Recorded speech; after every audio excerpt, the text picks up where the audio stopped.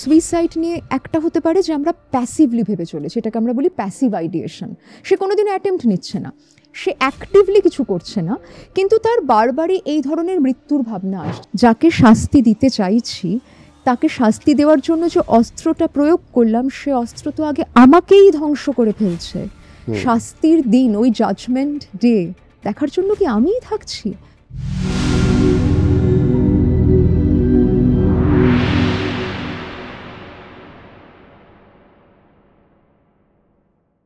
আমরা এখন এমন বেশ কিছু জিনিসকে সেলিব্রেট করি যেগুলো প্রথমত সেলিব্রেট করা উচিত না বা হওয়া দরকার ছিল না। তার মধ্যে একটা হচ্ছে সুইসাইড বা মৃত্যু।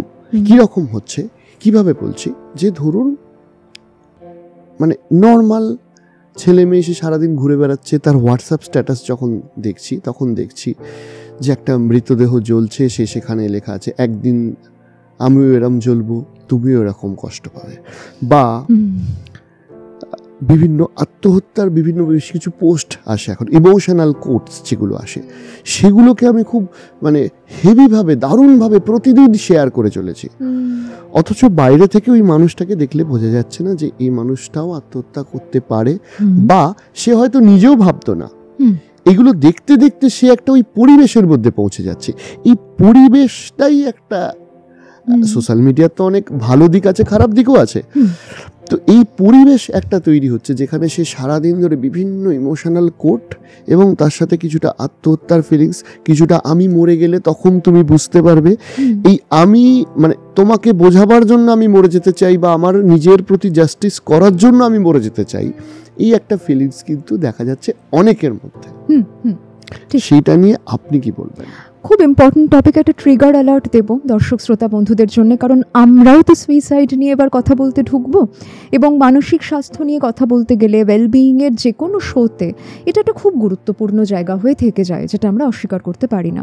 ট্রিগার অ্যালার্ট এই কারণে রাখবো যে এইটুকু শুনেও যদি কারুর মনে হয় যে আমার মধ্যে কি যেন একটা মাথাচাড়া দিয়ে উঠলো, কিছুক্ষণের জন্য আমাদের পডকাস্ট থেকে সরে যাবেন। যখন নিজে বোধ করছেন যে না আমি একটু বেটার ফ্রেম অফ মাইন্ডে আছি, তখন এই কন্টেন্টের কাছে আসুন, অন্তত এই পার্ট অফ দ্য কন্টেন্টের কাছে আসুন। কারণ আমরা কিসে ট্রিগার্ড হব এটা না বাইরের পৃথিবী জানে না, আমার মন জানে। তো সুইসাইড নিয়ে যেটা বলার অরিজিৎ, এক্ষুনি যে জায়গাটা তুমি বলছিলে যে আমরা যখন দেখছি কেউ একটা বলছে আমি মরে গেলে তুমি বুঝবে, আমরা বহু সময় দেখেছি হোমিসাইডে যেরকম রাগটা ওর ওপর সরাসরি আসে, সুইসাইডে না রাগের তরোয়ালটা নিজের দিকে ঘুরে যায়। অর্থাৎ একদিকে আমার রাগ যখন তোমার ওপর বেরোবে তখন আমার তোমার প্রতি একটা খুন করে দেওয়ার মতন রাগ তৈরি হয়। আমি যখন সে রাগের অভিমুখ আমার দিকে নিয়ে আসছি তখন আমার নিজেকে খুন করতে ইচ্ছে করে। এটাও রাগের চলন। শুধু অবসাদ থেকে সুইসাইড আসে না, সুইসাইডের মধ্যে একটা বিরাট ভূমিকা থেকে যায় রাগের, দেখিয়ে দেওয়ার, প্রতিহিংসার।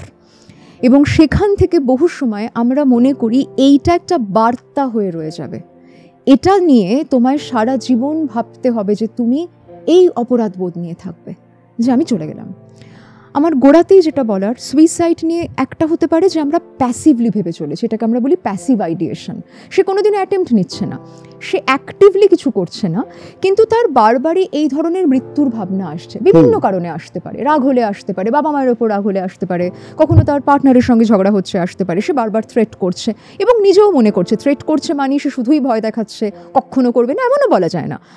আরেকটা হচ্ছে ইম্পালসিভলি ঘটিয়ে ফেললো, আগে হয়তো কখনো ভাবেনি, এটাও কিন্তু আমরা অনেক সময় পাচ্ছি। মানে এমনও মানুষ আছেন হয়তো যিনি দীর্ঘদিন থেরাপিতে যাচ্ছেন, একটা কমপ্লিটলি অন্য বিষয় নিয়ে থেরাপিতে তার কথা হয়, জীবনে হঠাৎ এমন একটা কোনো ঘটনা ঘটলো যখন সে একটা হয়তো একটা অ্যাটেম্প্ট নিয়ে ফেলেছে, এবং সেই অ্যাটেম্পটা যখন সে নিচ্ছে, যে কারণে নিল এটা তার থেরাপিতে যে বিষয়গুলো সে অ্যাড্রেস করতো তার সাথে রিলেটেডই নয়, একটা এমন ইম্পালস এলো তখন আর কিচ্ছু কাজ করলো না, কোনো যুক্তিবোধ কাজ করলো না। আমি সুইসাইড ম্যানেজমেন্টের দুটো জায়গা বলবো। একটা হচ্ছে যদি আমার এই ইম্পালস আসে, ঠিক যেরকম ট্রমা, ভয়, প্যানিক এগুলোর ক্ষেত্রে বলছিলাম, আমার মন যদি আমায় এক্ষুনি বলে মৃত্যুতেই মুক্তি, আমি সেই উক্তিকে বিশ্বাস করব না। কারণ মুক্তির পথ তো যুগ যুগান্ত ধরে কত মানুষ খুঁজে চলেছেন। এতই যদি সহজ হতো তাহলে তারা একটি লাইন লিখতেন, আপনারা আত্মহত্যা করুন, তাতেই। দারুণ কথা, একদমই ঠিক কথা, তাই না? কত ফিলোসফিক্যাল চর্চা, কত মহাপুরুষ কত রকম ভাবে বুঝিয়েছেন, এবং কেউ সুইসাইডকে এন্ডোর্স করছেন না, একদম উল্টোটা বলছেন। তাহলে যারা সত্যি মৃত্যু নিয়ে সতর্কভাবে সচেতনভাবে ভাবনা চিন্তা করলেন, তারা কেউ যদি বলছেন না হয়, তাহলে এটা আমার মন আমায় ভুল বোঝাচ্ছে আবারও। ও যেটার মাধ্যমে মুক্তি পাওয়া যাবে বলছে, আমি তো সেটা দেখিনি। আমি এটাকে এরকমভাবে বলি অরিজিৎ, যে ধরা যাক আমার যদি আমার বাড়িতে থাকতে ভালো না লাগে, আমি ভাবছি আচ্ছা চলো এবার আমাকে একটা জায়গা চেঞ্জ করতে হবে, অন্য কোথাও একটা ফ্ল্যাট কিনবো। আমি কি একটা এমন জায়গায় ফ্ল্যাটের লোকেশন ভাববো যেটা প্রায় গুগল ম্যাপের বাইরে, যেটায় কেউ কোনোদিনও থাকেনি, নাকি এমন পাড়া খুঁজবো যেখানে আমার বন্ধু বান্ধবরা আছে, একটা ফিডব্যাক পেতে পারি, মাঝে মাঝে গিয়ে ঘুরে আসতে পারি? তো মৃত্যু তো ওই রকম ডেস্টিনেশন, ইরিভার্সেবল, কেউ গিয়ে দেখিনি। তাহলে তারপর কি যেহেতু জানি না, ওইখানে গেলেই দারুণ ভালো থাকবো, কিসের ভরসায় ধরে নিচ্ছি? এই ভরসায় ধরে নিচ্ছি কিছুই থাকবে না, এই খারাপ থাকাটা থেকে মুক্তি পাবো। আসলে আমরা কি বলি, I want to end this. Of course you want to end this, but this is not your life. Why are you ending your life? আমরা যদি বলি আমি এটা থেকে নিষ্কৃতি পেতে চাই, এটা থেকে নিষ্কৃতি আর জীবন থেকে নিষ্কৃতি তো এক নয়। এমনও তো হতে পারে জীবনে থেকেই তুমি এটা থেকে নিষ্কৃতি পেলে, যে সমস্যায় তোমার মনে হচ্ছে আই এম স্টাক, এমনও হতে পারে জীবনই তোমায় সে দরজা খোলার চাবিটা দিয়ে দিল। মৃত্যুর হাতে সে চাবি আছে, এই কথা প্রতিশ্রুতি কে তোমায় দিয়েছে? কোন তথ্যে তুমি পেয়েছো? আচ্ছা, যারা মারা গেছিলেন তারাও তো এসে বলে যাচ্ছেন না, তাহলে কিসের ভরসায় আমি আমার মনের এই উক্তিকে বিশ্বাস করে এত বড় একটা কাণ্ড করে ফেলবো, যার পর যাকে দেখিয়ে দেবো মনে করেছিলাম, তাকে দেখার জন্য আমারও দু চোখ আর বেঁচে রইল না। সে দেখতে পেলো কিনা কি আর আমি দেখতে পাচ্ছি? এমনও তো হতে পারে তাকে দেখিয়ে দেব, এই বোধটা আমার 1 বছর পর আর অতটা গাঢ় হয়ে রইল না। তুই দেখলি কি দেখলি না, আমার ভারী বয়ে গেল, এই মানুষটাও তো আমি 1 বছর পর হয়ে উঠতে পারি। তো আমার 1 বছর পরের ওই আমিটাকে দেখার জন্য আমি বেঁচে থাকবো না অরিজিৎ? আজকেই আমি আমার আমিটাকে শেষ করে দেবো।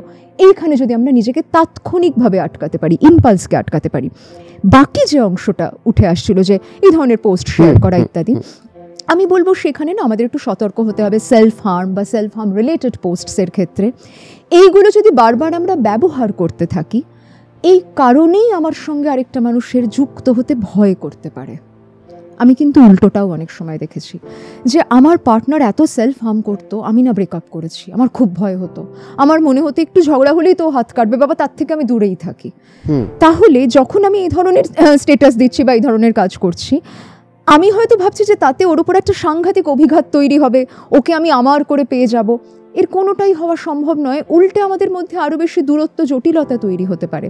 বা আমারও যে সমস্ত বন্ধুরা হয়তো প্রথম 2-3 দিন আমার সঙ্গে কথা বলছিল, তাদেরও মনে হতে পারে ছোট ছোট মানে এক একটা ঘটনার পরই এরকমভাবে লেখে, কেন এরকমভাবে লেখে, তাদেরও আমাকে নিয়ে একটা অধৈর্য আসতে পারে। আমি রাদার বলবো, বরং যদি আমার মাঝে মাঝে এই ভাবনা আসছে হয় যে আমার বেঁচে থেকে কী হবে, আমি না হোয়াটসঅ্যাপ স্টেটাস দিয়ে অন্য লোকের মনোযোগ আকর্ষণ করার মধ্যে দিয়ে তো সমাধান পাচ্ছি না। তাহলে আমার এই ভাবনা নিয়ে আমি সিরিয়াসলি কারোর সঙ্গে কথা বলি যে আমার না জীবন খুব অর্থহীন লাগতে আরম্ভ করেছে, আমি কি করে জীবনের অর্থ নিরূপণ করতে পারি, এবং এই নিজের জীবনের অর্থ নিরূপণ অন্য কাউকে শাস্তি দেওয়ার উদ্দেশ্যে যদি আমি ভাবি, ওই মুহূর্তে দাঁড়িয়ে যেন এই কথাও আমার মনে থাকে যে আমার জীবন বা মৃত্যুতে অন্য একটা মানুষের জীবন বা মৃত্যু নিয়ন্ত্রিত হবে না। যাকে শাস্তি দিতে চাইছি, তাকে শাস্তি দেওয়ার জন্য যে অস্ত্রটা প্রয়োগ করলাম, সে অস্ত্র তো আগে আমাকেই ধ্বংস করে ফেলছে। শাস্তির দিন, ওই জাজমেন্ট ডে দেখার জন্য কি আমিই থাকছি? এই ভাবনা তো আমার জীবিত মনের ভাবনা।